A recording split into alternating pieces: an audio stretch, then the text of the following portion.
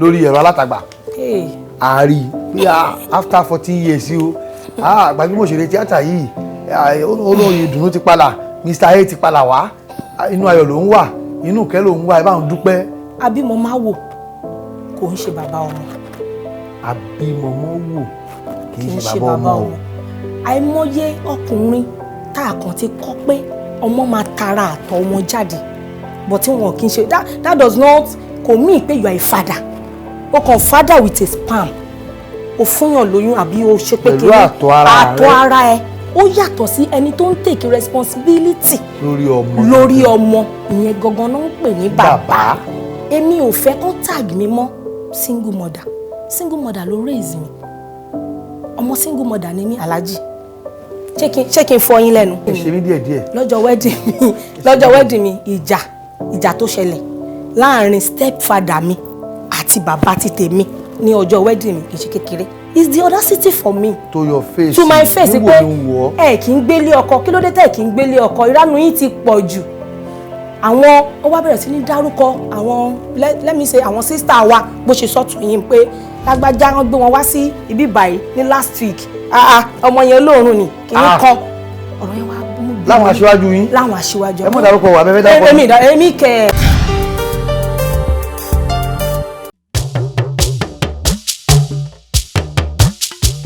ètò ńlá ti dé ètò bàbá ètò Oyinmomo.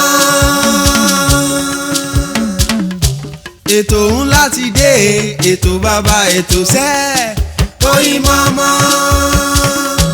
ẹ pè é kí n gbọ́ná Oyinmomo Oyinmomo Oyinmomo Oyinmomo. ẹ pè é kí n túbọ̀ Oyinmomo Oyinmomo Oyinmomo Oyinmomo. ẹ káàbọ̀ padà sí orí ètò máa ní Oyinmomo lẹ́tọ̀ ètò náà ní Oyinmomo láti lè ṣe AK Media Concept Limited níbi tí a ti ń dábí ẹ̀dùn tá a ti ń rọ̀ bí òwe gbàgbàgbà òṣèré tíátà náà ni àmútọ̀yìn wá lónìí gẹ́gẹ́ bí mo ti sọ lẹ́ẹ̀kan wípé lénìí a máa gbádùn ara wa dáadáa máa gbé wọn débẹ̀ máa gbé mi débẹ̀ àwa ní jára wa síbẹ̀ o àjọ rí dáadáa náà ni arábìnrin mi ìfẹ́ dárúkọ ìfẹ́ kẹ́ dá fúnra yín ni ọ̀yà. Racheal Adelaja. ẹ mà káàbọ̀ ojú ìmọ̀ wọ́yìn ìmọ̀ ń dùn dáadáa. àdé àgbọn ni. àdúpẹ́ ẹ fèmí náà. àtòrí ọ̀fẹ́ Ọlọ́run. àdúpẹ́ lọ́wọ́ Ọlọ́run kò ní bàjẹ́ lágbára Ọlọ́run. láṣẹ Èdùmàrè ẹ kú iṣẹ́ sà. ojú yìí náà ti pẹ́ dáadáa láti ìyá 2004 lèmi gbọ́n bí kan pé ẹ ti bẹ̀rẹ̀ àṣẹ tíátà àwa rí mọ́ngbà kan àtúwàpadà tó rí ńgbà kan ẹ bá ń mú ní àjò yẹn látọ̀dọ̀ àwọn àlásàrì lọ́hùn 2204 tẹ́sán yẹn bóòlù ṣe jẹ́ gan-an. Olúwa ṣeun. àdúpẹ́. lóòótọ́ 204 ni mo join ní industry. 2004. mo wà ní Ìlaro Poly ńgbà yẹn so mo máa ń gba Ìlaro Poly lọ sí Abẹ́òkúta. bí ogún ọdún mà nìyẹn. yes. bẹ́ẹ̀ni. lọ́dọ̀ Yẹmi Adégúnjú ọgbọ́n lọ̀gá mi. tó kọ́ mi níṣẹ́ so mo dẹ̀ ṣe láti 204 yẹn mo ṣe wọ 207 tí mo fi sọ pé mo dá dúró ok mo kọ́ṣẹ́ tíátà mo lè sọ lẹ́níwẹ̀ẹ́. mo sọ pé àbí tí Adégúnjú sọ pé tó ìwọ náà lè dá dúró báyìí o ti fi rí. tí Adégúnjú fún mi ní certificate pé ọmọ mi mo kọ́ ẹ níṣẹ́ yìí o dẹ̀ mọṣẹ́ yìí. Lábẹ́òkúta ó jẹ́ 207.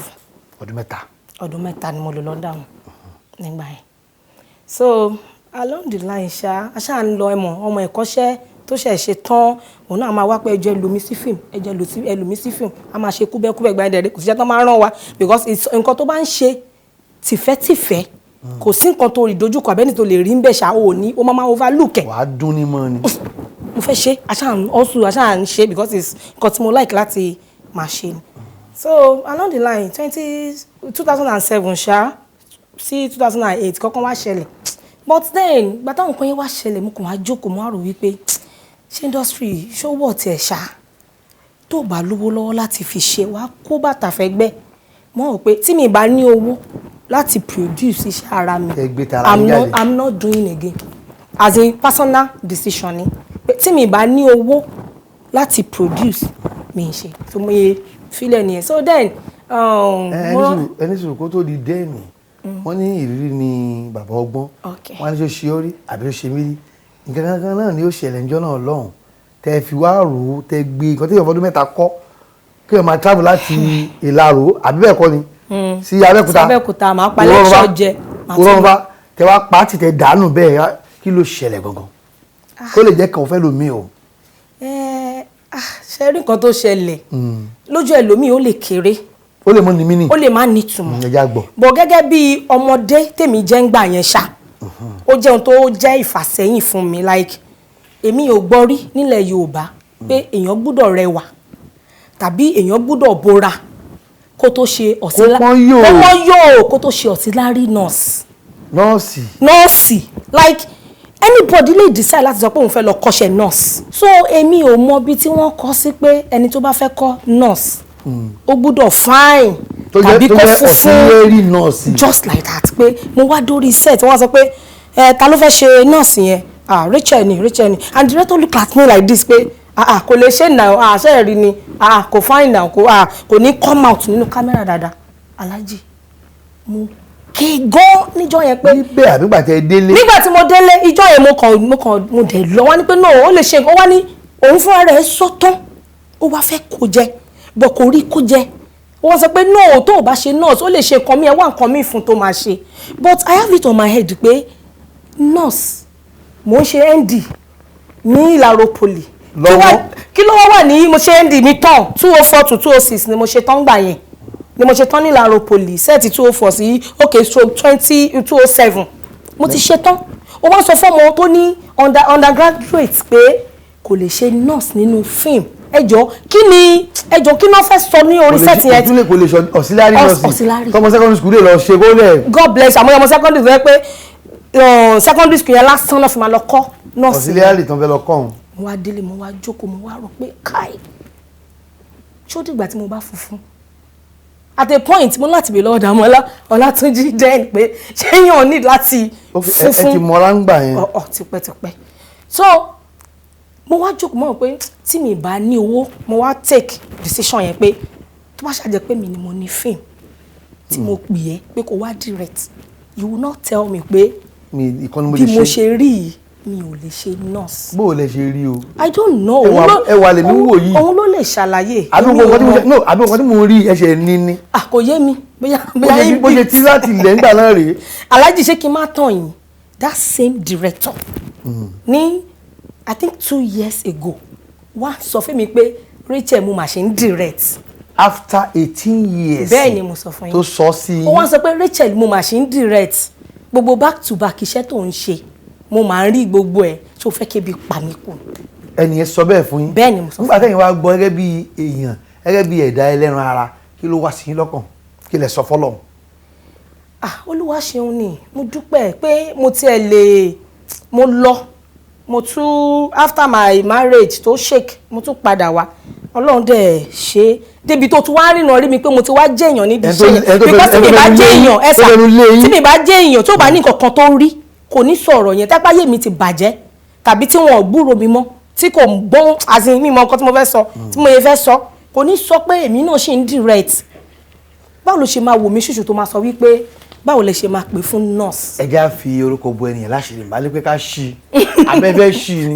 mi ṣe ẹwẹ́ ṣàfilẹ̀ kó máa bá tiẹ̀ lọ. nígbà tí ó wá ṣẹlẹ̀ bẹ́ẹ̀ ń gbà yẹn èèyàn mọ́ ní aláfisùn ó ní àwọn ẹni tí wọ́n ń kọ yín tí wọ́n ń tọ́ yín pé bó ṣe rìn rè bó ṣe lọ ìjẹ́ tẹ̀ sọ fẹ́ nìkan gbà lọ pé ẹni sọ nǹkan báyìí sí mi mo sì fẹ́ fiṣẹ́ ilẹ̀ ta lẹ sọ fún gbà náà. mo sọ fún kí lorúkọ ẹ̀ ń gbà dádì Ire nígbà yẹn because then èmi àti dádì Ire close. kánú jẹ́ dádì Ire o. Kọ́láwọlé Ajéyẹmí. tẹ́lẹ̀ ayébọ̀ náà dádì Ire ló ń jẹ́.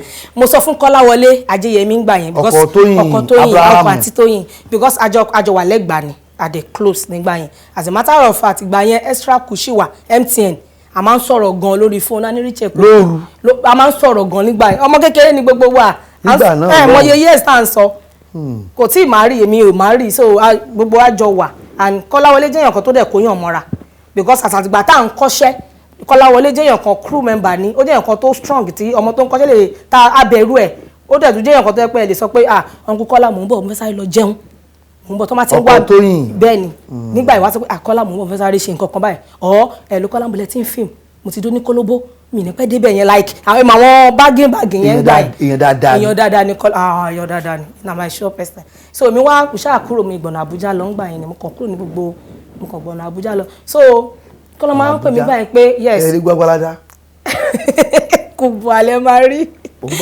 so ṣe wàá pè mí báyìí pé Racheal pé kí n má mo wá sọ ọ̀rọ̀ yẹn wá ní pé kí n má fi bẹ̀ pé come back to the industry pé you still need to come and do it but gbogbo ohun tí Kọ́lá ń san gbà yẹn ẹ̀yìn tí ọkùnrin ṣí pátápátá bí ìgbà tẹ́pọ̀ fi bẹ́ni pé dìrẹ́tọ̀ yẹn bẹ́ni pé ó fi nǹkan sẹ́nu ó fi bá mi sọ̀rọ̀ ni bí mo ṣe lọ. iná wa ń wọra pé ṣé mi ì dá tó ni ṣé irú nìkan ló ń wá ń bẹ̀ ni. nọ́ọ̀sì ti pọ̀jù fún wa sà nọ́ọ̀sì ti pọ̀jù fún wa. èyí tí a fi lọ yẹn ó tó bí ọdún mélòó kẹ́ tó ṣẹ́rí padà wálé. mo padà ní 2013 mo lọ ní 207 mo wá padà ní 207 ní kíní yẹn ṣẹlẹ̀ ló ṣẹlẹ̀ stroke 8 so mo padà fully ní September 2013. bí ọdún márùn. bí ọdún márùn náà ni ọdún márùn yẹn tí wàá fi lọ yẹn kí lẹ sọnù ǹjẹ́ tí ẹ sọ kọ́kọ́ nù. mi ì sọ nǹkan kan nù torí determination ó ṣàgbà ohun gbogbo mi ò rí nídìí pé mo sọ anything and then nǹkan tí ọwọ́ ẹ̀ ò bá tó ní time tó fẹ́ fà á tó o bá ṣe sùúrù náà ó lè padà já sí nǹkan mi. wọ́n fi gọ̀gọ̀ fà á wọ́n fi gọ̀gọ̀ fà á. ẹlòmíì lè máa rò pé bí tẹ́ ẹ̀ bá lọ ń gbà yẹn tẹ́ bá dún ní wọn tẹ́ ti wára bọ̀ bóyá òkìkí yẹn tún lè ti pọ̀ jù báyìí lọ. irọ́ ló wà ń bẹ̀ jàre Alhaji irọ́ ni o lè ṣe industry àbáni máa ń sọ o lè ṣe without money o lè ṣe without owó lọ́wọ́. nígbà tẹ́yìn wá padà wá ẹgbówódé ni. gẹ́gẹ́ bí ìpinnu mi ní ọdún yẹn pé tí mi bá ní owó láti produce mi tẹ mo sọ ní sọ bẹ́ẹ̀ ni pé mi ní ṣe tíátà mọ́ níbi tí ọ̀rọ̀ tí dìrẹ́tọ̀ yẹn sọ tó dùn mí dé mo sọ so àtẹ́yẹ̀dì 2013 táwọn kankan ṣẹlẹ̀ mi kan pé so mo wá wà depressed so someone now advise me láwọn tá a ti jọ wà tipẹ́ pé Racheal come back to industry tó bá lọ location wàá rẹ́ni bá ṣeré wàá rẹ́ni bá sọ̀rọ̀ then I have a baby lọ́wọ́ kó má kárí bọnú kò lè help ẹ. àwọn tẹjọ ń ṣe ẹ sọ wọn nù ẹ sì ń bára yín sọ̀rọ̀ àwọn ajéwọlé àwọn bẹ́ẹ̀ lọ. no fáyé pé yẹn ni Kọ́lá try ó máa ń pè mí dáadáa pé wá ṣe because ó mọ̀ pé mo ní passion fún acting nígbà yẹn so mo dé padà wá to God be the glory 2013 yẹn mo dé produce first film. kẹ̀kẹ́ tó wọlé fíìmù tẹ́ ṣe lọ ẹ dárúkọ kí nìkan lẹ́ẹ̀pẹ́ ní depression ni kéèyàn ní ìrẹ̀wẹ̀sì ọkàn kí ló kó ẹgbẹ́ gbèsè ní àbí kí ló ṣẹlẹ̀ gan tí depression fi wọlé pẹ̀lú ọmọ lọ́wọ́ pẹ̀lú bébì. nípa marriage mi nígbà yẹn ni ìgbéyàwó mi nígbà yẹn so òun ló fa depression yẹn nígbà yẹn. ẹ kú lé ọkọ ni àbí àbáwọn náà fi ń lé àbí òun ló ṣẹlẹ̀. Alhaji ọ̀rọ̀ pọ̀ ń bẹ. ọ̀rọ̀ pọ̀ ní òwe kọ́bọ̀ but mo dúpẹ́ lọ́wọ́ Ọlọ́run ó ṣáà lọ bó ṣe fẹ́ lọ ńgbà yẹn. nígbà tẹ wá padà sí di sinimá ṣe wá aráyọ̀ yẹn ń bẹ̀. nídìí fíìmù tẹ padà síbẹ̀ tẹ padà sọ́dọ̀ àwọn èèyàn yín tó ní àwọn kó bàbá ti ń wá bí àrẹ àyà. èmi o mi ìmọ̀ ẹlòmíì o èmi mo máa sọ pẹ̀lú gbogbo ẹnu àti gbogbo life mi wípé mo rí ayọ̀ mo rí ìdùnnú mo rí ìgbéga nídìí fíìmù first car mi owó fíìmù ni mo fi ra mo dẹ̀ ti change mọ́tò láì mọ iye ìgbà lẹ́yìn ìgbà yẹn. nígbà tẹ padà wá yẹn. nígbà tí mo padà wá 2013 mo ra first car mi ní bí i 2016. 3 years after. So mo dẹ̀ mọ nǹkan táwọn èèyàn ń sọ nígbà yẹn pé àti mú àti make ẹ̀ kò yá tàbí kò easy but èmi mi ń lọ location báyẹn mo focus lórí production like I want to produce mo ń fowó ṣe gba Dàmọ́lá Ọlátúnjí ni director mi Dàmọ́lá ṣe babe ó yá kí ló ní story wo ló wà nílẹ̀ kíní kan màá send owó ó ń bá mi ṣòótọ́ pẹ̀lú ẹ̀ òun ló ń coordinate òun ló ń direct as a matter of fact gbà mí gan-an á tún bá mi dọ́dọ̀ marketer gbà yẹn mo ṣe ń taṣẹ́ sí arena owó yẹn lẹ́yìn yọ owó mi dẹ̀ níwọ̀nba nígbà yẹn ìgbà tó yá tí mo bẹ̀rẹ̀ sí ní taṣẹ́ sí YouTube fún ara mi ni mo lè sọ pé mò ń rí owó lórí fíìmù dáadáa bó ṣe àwọn pé kò sí business tí kò ní ìdojúkọ tiẹ̀ àmì ìgbà mìíràn náà wà tẹ́ pé a máa produce ó máa jáde ṣáyìn ò ní lọ ẹ má ṣì mí gbọ́ àìmọye ìgbà tí kò ní lọ tó máa jẹ gbà bọ́ tó bá mọ nǹkan tó ń ṣe. ṣé lọ́dọ̀ àwọn marketer àbí lórí YouTube náà ni. lórí YouTube views la fi ń gbowó tí ò bá ti lọ owó tó máa gbà ò lè tó nǹkan kan. ẹ gbé mi náà débẹ̀ o ẹ já mi sí i. but tíṣẹ́ bá lọ ìwọ fúnra rẹ wàá bá rẹ ń bẹ̀ so industry is doing fine. so gbogbo olúmọ̀rún tó lọ yẹn ká gbà pé Ọlọ́run ti ní eléyìí ṣe gàyà bó bá paradé ń padà wá kún ọ dáadáa. Bí a ká sọ pé mo lọ fi túnra mú bóyá ká sọ pé mo lọ fi túnra mú bóyá ká sọ bẹ́ẹ̀. Tábà ní kàákà ní méjì mẹ́ta fíìmù etí tó mélòó báyìí ó ti ṣe àti mákẹ́tà àti YouTube màá máa sọ bí àbí 18 láàrin 2013 sísìn sí bí ọ̀rọ̀ tẹ̀sán ọ̀rọ̀ bí ọmọdún mọ́kànlá náà ni. màá máa sọ bí àbí 18 because mo make sure pé lọ́dún ó kéré jù mo máa ń ṣiṣẹ́ 4-5 lọ́dún bẹ́ẹ̀ni lọ́dún tàwa yín sì mo ti ṣiṣẹ́ 2 lọ́dún yìí mo máa ṣe 3 ní next week oṣù òde tí ì dá sí 2 ọdún ò tí ì dá sí 2. project gidi ńláńlá tó mọ́ mílẹ̀ mọ̀kè dáadáa. ẹ̀yin náà mọ Racheal Adelaja kò ń disappoint. àwọn tó ń ṣe tẹ́ mọ́ ń kọ ọ̀bọ̀lẹ̀ tí ń rí náà ojú orin àbójú àlá. wọ́n máa ń gbé wá. ọmọ gbéra ni àbí àmúwòrán ni ẹ ta fíìmù fún mi. èmi wà tó jẹ́ pé tó bá ní good story èmi máa ń welcome good story. tẹ́ bá sọ mi pé Racheal Alpha mo ní story kan lẹ̀ because I'm the type jẹ́ pé mi tí ní kúrò location báyìí má ti máa sọ pé Alhaja Alpha kí la fẹ́ yà next that's me níbi tí mo wà bold tí mo dẹ̀ ní determination yẹn nígbà tí mo padà. ẹni tó fẹ́ nu egan kan gbà kan ó wá di àpèwáwò bí ìran pé tẹ́ wà káàkiri àgbáláyé orí ètò náà ni àwa máa ní Oyinmomo ní ètò náà yóò wọ́n láti iléeṣẹ́ wa AK Media Concepts níbi tí a ti ń dábẹ́lẹ́ tí a ti ń rọ̀ bí òwe gbajúgbajà òṣèré tíátà náà ni àmútọ̀yìn wa tẹ́ bá ń gbọ́ Racheal ọmọ Adelaja ló ti gbóná. Ìjẹ̀bú mo ṣe Adelaja ò pé 2. Ìbàdàn mo pè yín. I'm from Ìjẹ̀bú. Ìjẹ̀bú ni mo ṣe lọ́hùn. ẹ sọ kí ni kọ́lẹ́ ẹ̀kọ́ ẹ mọ̀ bí mo tó padà síbẹ̀ o ẹ ní depression ìgbéyàwó ẹ padà nǹkan ṣùgbọ́n láìpẹ́ ìnáwó àrí kinní kan lórí ẹ̀rọ alátagbà. àárí pé after 14 years o gbajúmọ̀ òṣèré tíátà yìí olóyè ìdùnnú ti padà Mr. A ti padà wá inú ayọ̀ ló ń wà inú kẹ́ ló ń wá ẹ bá ń dúpẹ́ ṣé bọ́ọ̀lù ọ̀rọ̀ ṣe rí gan kí ló bí kí ló fà á. Alhaji I don't know because normally àwọn tó mọ̀ mí dáadáa wọ́n mọ̀ mí as in private person ni mí àmọye nǹkan tí mo ti ṣe tí ò dórí internet tẹ́ẹ̀ kì í gbé sórí àtẹ àmọye nǹkan tí mo ṣe fún ìyá mi àmọye mọ́tò àmọye nǹkan tó yẹ pé wọ́n lè fi kọ̀ọ̀kan nípa èèyàn. láàrin ọmọ sí ìyá. bẹ́ẹ̀ ni bàbá ń kọ́. bẹ́ẹ̀ náà bàbá náà wà but are really close dáadáa báyẹn but mọ́mí mi so àìmọye nǹkan tí mo ti ṣe bọ́ kí ni mo lè sọ pé ó fa ti post tẹ́ sọ yìí ni pé mo lọ sí ọ̀dọ̀ lọ́ọ̀yà mi a fẹ́ sign àwọn agreement kan bá dẹ̀ débẹ̀ adẹ̀ ń sọ̀rọ̀ lọ Mr. Ṣọlá adẹ̀ ń sọ̀rọ̀ lọ bí màá yẹn ṣe wọlé nìyẹn màá yẹn bá wọlé Mr. Ṣọlá sọ pé meet my client Racheal Adelaja she's an actress ẹni kí ni màá yẹn ṣe màá yẹn kàn wò mí báyìí pé actress gbogbo òṣì táwọn senior colleague yín ń ṣe yẹn ẹ bá wọn sọ̀rọ̀ ṣe ẹ máa rí ṣe kí ló dé tẹ̀ kí n gbélé ọkọ náà. wọ́n bèèrè lọ́wọ́ àbí omi ń ṣàwádà. kó fi ṣàwádà ẹ̀ sà Mr. Ṣọlá máa wo program yìí tó bá jáde lọ́ọ̀yà mi máa rí tó bá jáde ó máa rí program yìí kó fi ṣàwádà ó dẹ̀ wò mí báyìí as in is the audacity for me. to your face to my face pé ẹ kì í gbélé ọkọ kí ló dé tẹ̀ kì í gbélé ọkọ ìránu yín ti pọ̀ jù àwọn ó wá bẹ̀rẹ̀ sí ní dárúkọ àwọn let me say àwọn sister wa bó ṣe sọ́tún yín pé lágbájá wọn gbé wọn wá sí ibi báyìí ní last week ọmọ yẹn lóòrùn ni kì í kọ ọ̀rọ̀ yẹn wá mú bí láwọn aṣíwájú yín láwọn aṣíwájú ẹ mọ̀ dárúkọ wà bẹ́ẹ̀ dárúkọ èmi kẹ̀ kí ló kàn mí ẹ̀sà sọ̀rọ̀ yẹn wá touch mi pé ok iṣẹ́ tá à ń ṣe kí ló dé tẹ̀ ń fẹnu ẹ̀gàn pé wá fine àwọn tó ń ṣe nǹkan tẹ̀ ń sọ yìí wà nídìí tíátà wọ́n wà lóòótọ́ ẹ̀sà wọ́n wà lóòótọ́ but not 100% onítìátà ni ò sí ilé ọkọ not 100% onítìátà ni kò fẹ́ gbélé ọkọ amóye nǹkan míì tó ṣẹlẹ̀ tó fa onítìátà náà tí ò fi sí ilé ọkọ. ó kú òǹbẹ torí ẹ̀mí ẹ̀. tó kú òǹbẹ meanwhile tẹ́ bá wá kó population àwọn èèyàn síta aláàjì àwọn tí ò sí ilé ọkọ pọ̀ gan o bọ̀ nítorí pé wọn kì í ṣe onítìátà. wọn ò kì í ṣe olórúkọ. wọn ń ṣe olórúkọ àwọn èèyàn rí tí wọ́n sọ.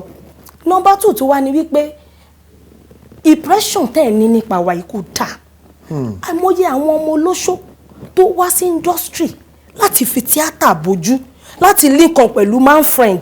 hello ma ṣó wà ní. ó wà dáadáa àwọn tó tẹ́ pé olóṣó ni wọ́n kàn fi iṣẹ́ yìí bójú ni alájí ẹ̀ ní rí ẹni tó kọ́ṣẹ́ tíátà tó jìyà tíátà kó gbégbá ara nù.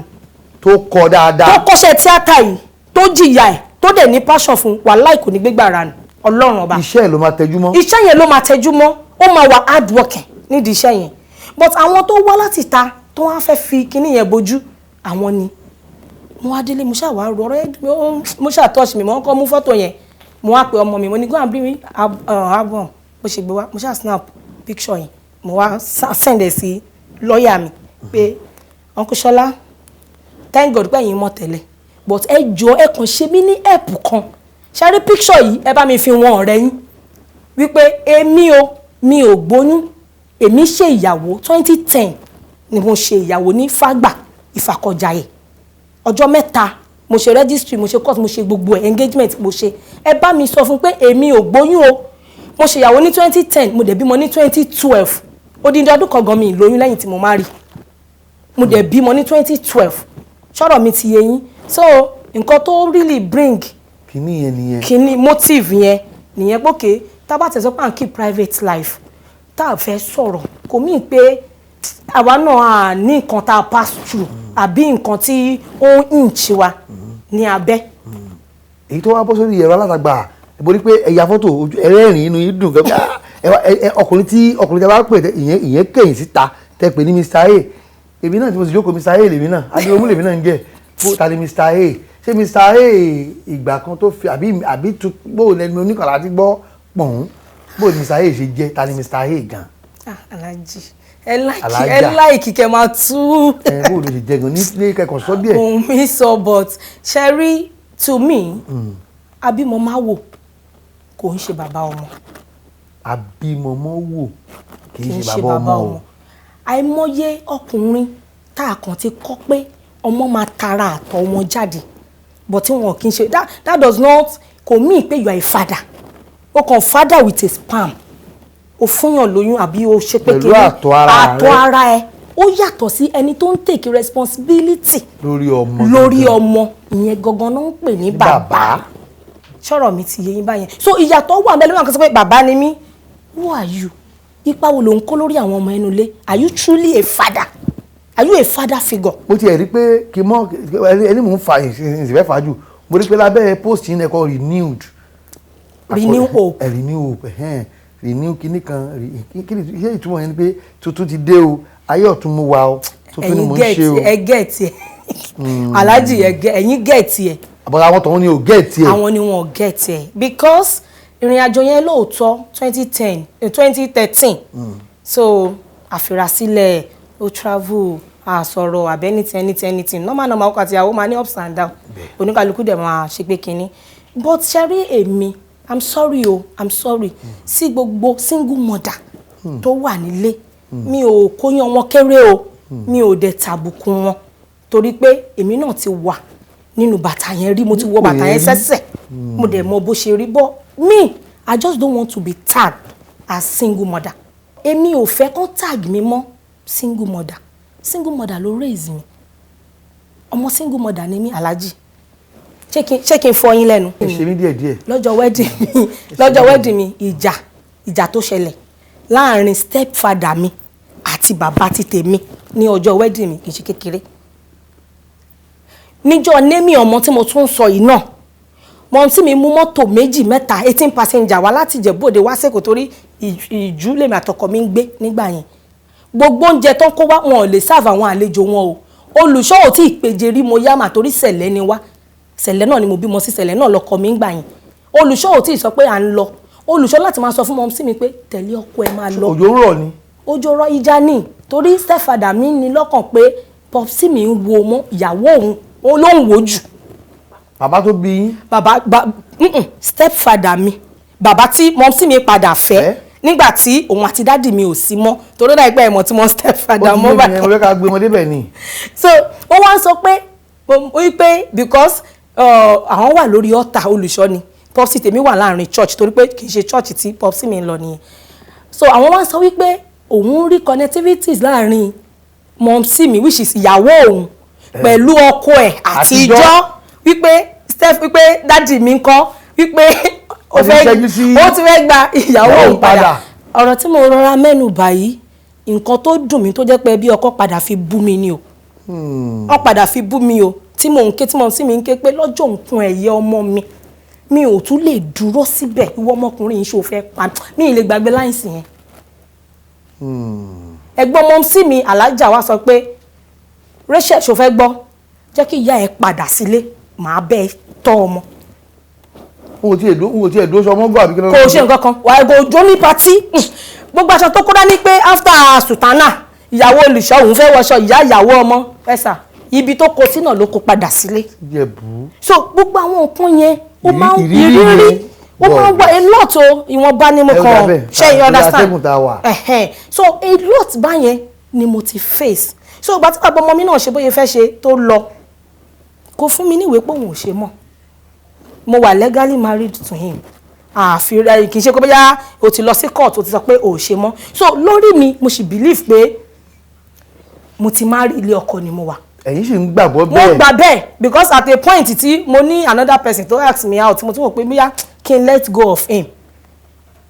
godmother mi sọ mi pé ọkọ tó lọ tí ò fún ẹ níwèé pé mi ò ṣe mọ́ tó bá dé ó máa sú ẹ ó pẹ̀lú tó kó bá mi tí mo fi dúró years yẹn for years ó pẹ̀lú pé tó bá dé ó lè sọ pé òun fẹ́ bẹ́ẹ̀ ṣẹjọ́ pé ṣé òun sọ pé òun ò ṣe mọ́ ni ẹ ṣe boníkálukú lọ ni ẹ sì lè parí ẹ ẹ sì lè tó bá dé ó lè bẹ́ẹ̀ kẹ ẹ ṣe kínní kẹ ẹ ṣe gbádá ọjà tọmọ tún ti wọ̀ pé èkúta ti wọ̀ and then èmi máa ní máa dì pé mo fẹ́ bí ọmọ mi sójú kan mi ìfẹ́ bímọ kiri ọmọ ọjọ́ òní nítorí tí ìyá mi rí ọmọ ọjọ́ náà ni mi a ti pọ̀ díẹ̀ náà òun dẹ̀ ló lọ́mọ ẹ̀mí ìdẹ̀ dínà ìpò nǹkan ni ó lọ́mọ ẹ̀ by àtọ̀ not by responsibility ṣòye yín by gẹ́gẹ́ bí n tí mo sọ lẹ́ẹ̀kan yẹn èmi ni mo ń dán láti ọdún kan ni mo ti ń dá ọmọ mi tọ́ bọ́n torí àwọn nǹkan tí mo ti rí nípa nǹkan tó ṣẹlẹ̀ sí ìyá mi àtàwọn single mother tó wà láàrin mi mo ṣì ní lórí mi lẹ́yìn àyíká mi sorry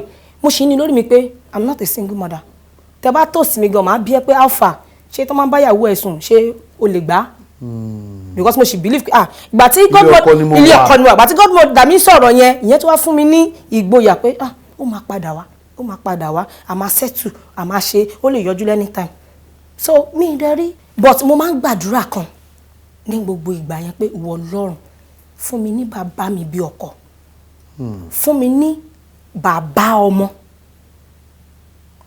ọmọ ni kò kí ń fọ̀rọ̀ ọmọ ṣeré bàbá ọmọ ló máa take responsibility lórí ọmọ àti ìyá pàpà àti ìyá bàbá ọmọ tí obìnrin bá ní àǹfààní láti fẹ́ bàbá ọmọ tóun àti ìyàwó ọkọ yẹn gan bá ní problem tó bá jẹ́ pé bàbá ọmọ ló fẹ́ á sì máa look after ọmọ yẹn mo wá bẹ̀rẹ̀ sí ní gbàdúrà ṣe gbogbo ṣe gbàdá ṣe kodò kó tó di pé Ọlọ́run fún mi ní responsible Mr.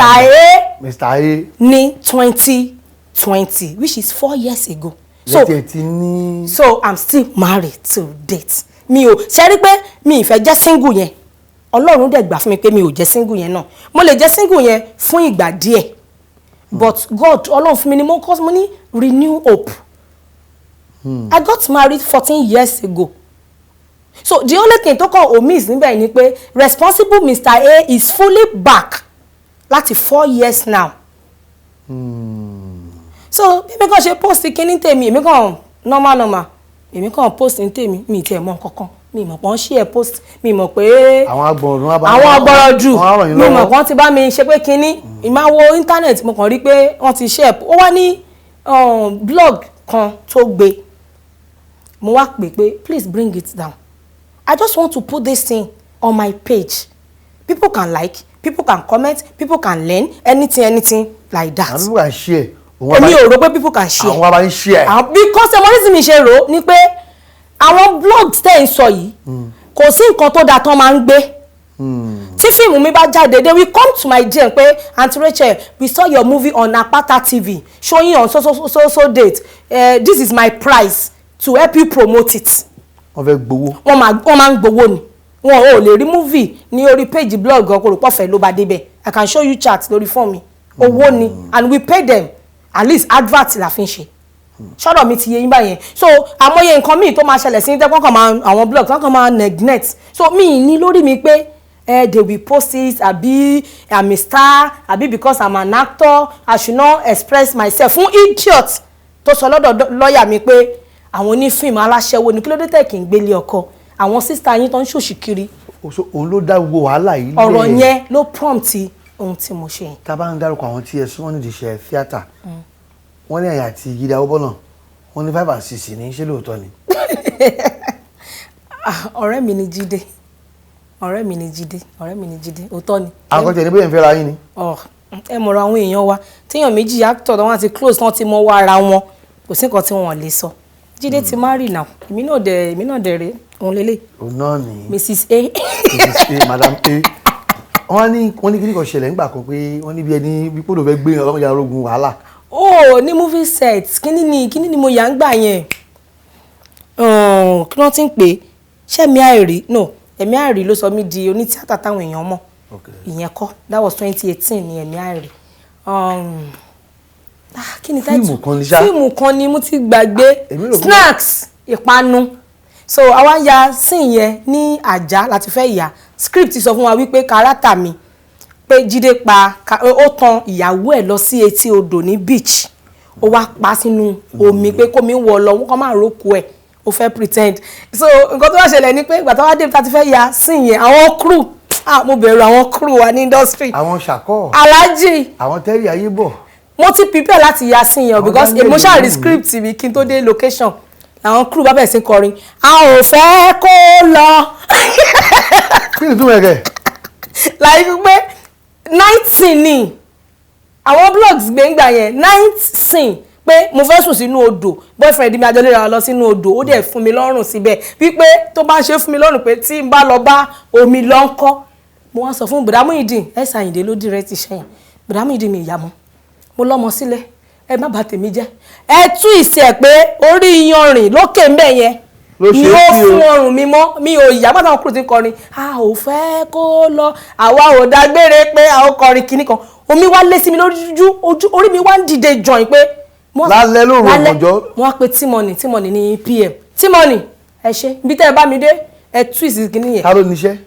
èmi ni mo ní fíìmù o Bùrọ̀dá Muyideen ní ìgbà tó ń kọ́ ò mọ́jú kó máa kọ́ sítórì kan máa jù ẹ́ látòkè sísàlẹ̀ ó ronú pé máa wọnú òdògbà tó kọ́ so Jídé nìkan nínú gbogbo àwọn kúrò tó wá ń kọrin yẹn Jídé nìkan ló wá dúró pé babe you know what you will do it tímọ̀nì gan náà sọ pé kí ló wà ń bẹ̀ ìyẹn pm mi èmi àti ẹgbọ́n tún close ju Jídé lọ o ìyẹn sọ pé kí ló wà ń bẹ̀ ṣèbọ̀ orí odò ni ìbọ̀kàn fẹ́ pa ẹ́ ẹ máa gbọ́ ó tún ní ṣèbọ̀kàn fẹ́ pa ẹ́ sómi. pamíkẹ́ kí la bá lè fi pa ẹ ní. ó ní ṣèbọ̀kàn fẹ́ pa ẹ́ ni mo ní tímọ̀nì ṣèbọ̀kàn fẹ́ pa mí ó dà mí ìṣe wọn Jídé wá ní babe èmi àti ẹ̀ lájọ fẹ́ heart calm down máa safeguard ẹ̀ máa worry so ó wá ní bó ṣe ṣe bómi yẹn ṣe ń bọ̀ Jídé kan raise orí mi síbi èjìká ẹ̀ ó raise orí mi síbi èjìká ẹ̀ kó tó wá ju bómi yẹn ṣe wá lọ ló ṣe wá ju kárátà yẹn sílẹ̀ nǹkan tó wá fọ́ ní jù bí kárátà yẹn bóyá jù sílẹ̀ báyìí omi kàn gbé wíìgì torí wíìgì ni mo lò bómi ṣe gbé lọ director ní omi yẹn wá ń bọ̀ omi yẹn fa wíìgì lọ omi yẹn wá ń bọ̀ padà with heavy speed director ní Racheal at it. èyí tó fi hàn pé. ọ̀rọ̀ tí mo sọ yóò fọ́ ní Alhaji Bùrọ̀dá Muyideen Sáyìndé wọ́n ní Racheal at it tí mo fò dìde at what kí náà at lójú òkun ẹ ṣe so bí yẹn ṣe jẹ́ nìyẹn. oríṣiríṣi ni a máa ń rí ni a máa ń gbọ́ ní oko sinimá bẹ́ẹ̀ kọ́ ló ṣe rí ni. bẹ́ẹ̀ ni oríṣiríṣi là ń fèsì oko wa bí. láti lè ṣe AK Media Concept níbi tí a ti ń dábìí ẹ̀dùn tí a ti ń rọ̀ bí òwe wọ́n ní kí àfọyín aláṣẹ àti olùdarí wa ní ọ wọ́n ní pé ká fi kílé ẹ̀ṣọ́ tí ẹ̀ wá. kí ni ìwú o Alhaji ẹrù wà ń bí ẹ ṣé mo dúpẹ́ o iléeṣẹ́ yín ò ní jóná o òkè báyìí ni ọwọ́ yín máa lọ thank you so much. ká tó wá máa lọ ìyá wa ẹ̀yin òṣèré tíátà tí ẹ jẹ́ celebrity oríṣiríṣi náà la máa ń gbọ́n pa yín kí ni ohun tí ẹ̀yin gan lérò pé eléyìí ni ó ń fa ìfàsẹ́yìn bá wa níbo ló kù sí kí ni nǹkan tó máa ń màkó bá gan.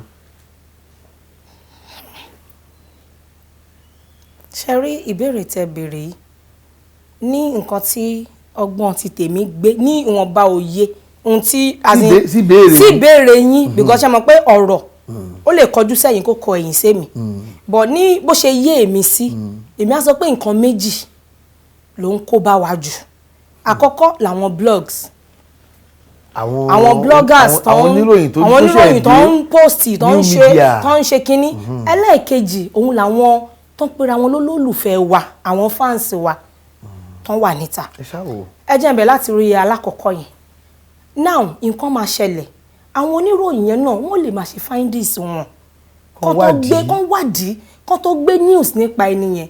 Mo máa ń sọ kinní kan nípa kí lórúkọ blog yìí Gist Lover òun ni blog tèmi ṣì fine ó lè máa gbé fake o táwọn kan ṣe ń sọ ní industry wa but lọ́dọ̀ ti tèmi Gist Lover is the blog tèmi ṣì rí pé ó wà reasonable because ó máa ṣe findings ẹ̀ dáadáa bẹ́ẹ̀ ni Gist Lover máa post nǹkan sọ pé I'm coming on this ó máa ti fún yín ní awareness tó bá pọ̀rọ̀ ọkọ àtìyàwó ló fẹ́ gbé ó máa post picture ọkọ àtìyàwó yẹn sórí net àwa sọ wípé should we go ahead á tún bí pé shall we á tún bèèrè lọ́wọ́ audience pé shall we àwọn ló máa comment pé yes digging àwọn tó fẹ́ gbọ́ Gist Lover àti máa sọ fún yín pé òun ń ṣe findings lọ́wọ́ òun ò tí ì conclude tóun bá conclude òun máa bring it to life. tó bá bring it to life ojú ò lè fi ń wò ṣé bẹ́ẹ̀ náà ló ṣe rí.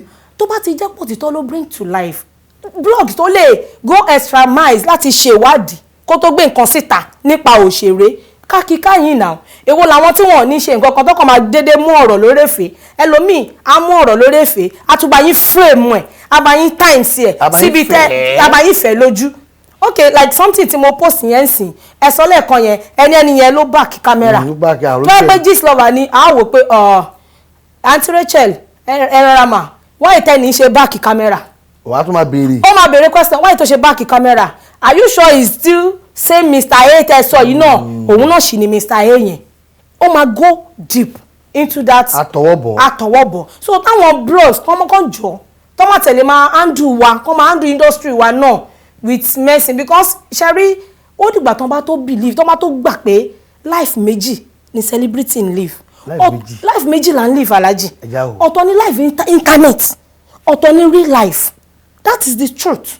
ọ̀tọ̀ ni life pé à ń ṣe sinimá à ń ṣe fíìmù. à ń ṣe fíìmù. ọ̀tọ̀ láyé tí gẹ́gẹ́ tẹ́ ń lò fúnra. ẹ ṣe kí n fún yín ní example fine actor ni mí bí mo ṣe jókòó yìí tẹ́ bá ní kí n act fún yín bí ẹni tí yà ń jẹ mí ṣé mi ní ṣe ni.